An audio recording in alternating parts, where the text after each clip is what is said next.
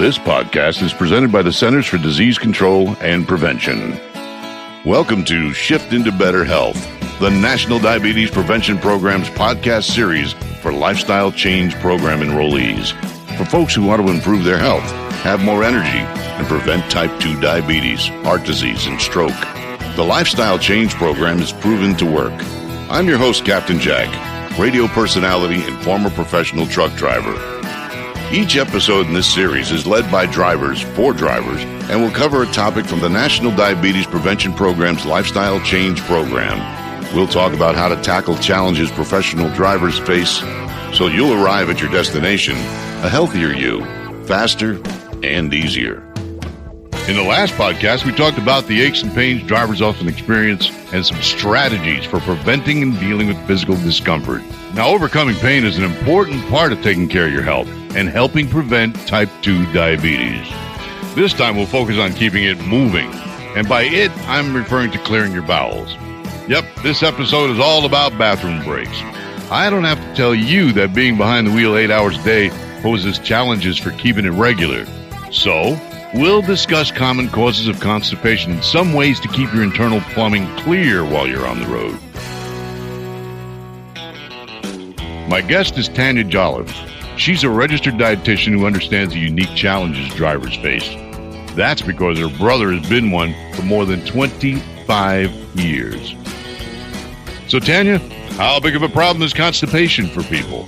According to recent health surveys, constipation is one of the most common digestive complaints in the United States, outnumbering all other chronic digestive conditions. 15% of Americans experience problems with constipation. So if that's you, you're not alone. And that percentage, I know, is higher in the driver population. It sounds like many people deal with constipation from time to time for sure. Why is it such a problem for drivers? There are a variety of reasons why drivers experience constipation more than the average person. Dehydration is a big problem with drivers. Water, but then also fiber. And if you have a high fiber diet, but you have low water intake, that creates constipation. It's not necessarily the amount of fiber sometimes, it's the amount of water that you have to make that fiber move on through. So dehydration, age, as we get older, the way in which food moves through our intestines slows down, and that's normal, but then we have to compensate for that. Sedentary lifestyle, that affects the constipation and the rate at which things go through. Stress, drivers have a lot of stress, and unfortunately stress actually slows down digestion, which then slows down the rate at which food moves through the intestines. If you are in a 10-hour day in 8 hours of stress, it's not surprising then that you have constipation at the end of the day. Ignoring the urge to have a bowel movement and eliminate. If you feel like you need to go, but you're on the road and you still have 2 hours to go, and so you hold it and hold it and hold it, you're basically teaching and training your body to hold it. So Tanya, do all drivers experience constipation in the same way? Constipation feels different for everybody. It can feel like constant bloating or uncomfortableness or a heaviness or a discomfort in the stomach or the abdominal region. There could be some cramping, but a lot of times it's just this bloating, full feeling. If you haven't gone for 4 or more days and had at least one bowel movement, that's constipation, and that's kind of concerning, and you would want to try to do things to get it moving. So you need to kind of start to understand what are your normal bowel habits. It's normal to have one, every 2 to 3 days. If you're living in a state of constipation, one of the things I want to caution is that that's where hemorrhoids come from, is when people are trying to strain and have to strain to eliminate day after day after day. And hemorrhoids can lead to other issues. So Tanya, you talked about what constipation is like when things are not moving the way they should be. What would you say is a normal bowel movement? A normal movement for everyone is different. You want a soft and bulky stool that moves through and pushes the food out easily. And I know that that's very graphic, but it is important to take a note of your elimination. Just like you're looking at your urine. You mentioned fiber is something drivers might not be getting enough of. Why is fiber important to our digestive health? So remember I said that you needed soft and bulky elimination. Well, the fiber is what provides the bulk.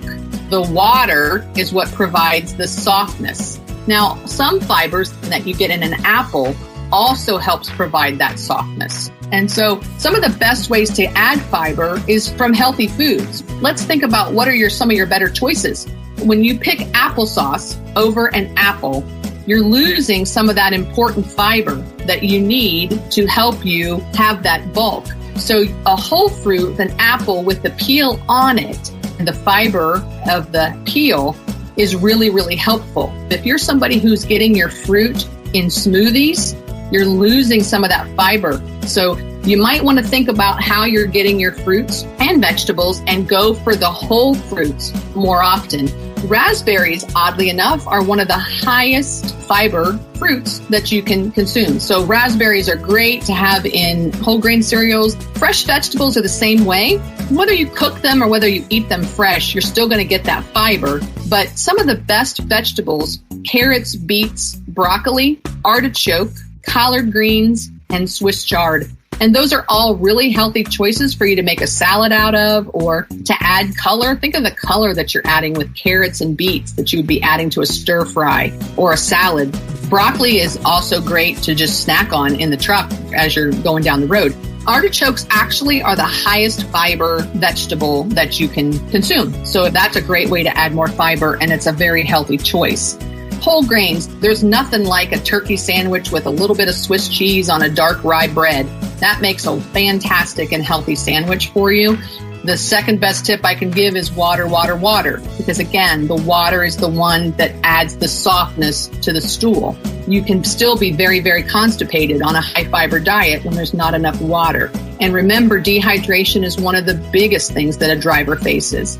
And caffeine dehydrates. So the more caffeine you drink, the more water you need to keep you hydrating.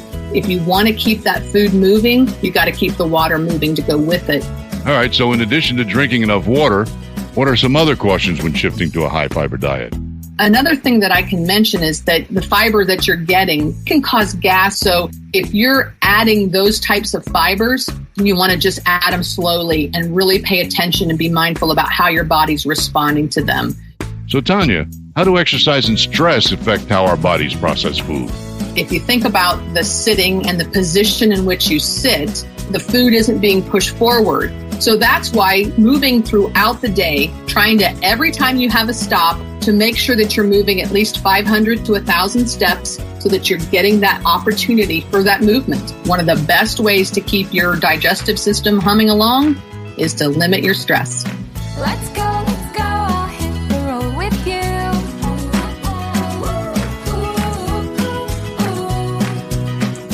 Thanks, Tanya. So there you have it, the big four for helping keeping things moving. Next, we're going to hear from two guest drivers who called in with their tips for dealing with constipation.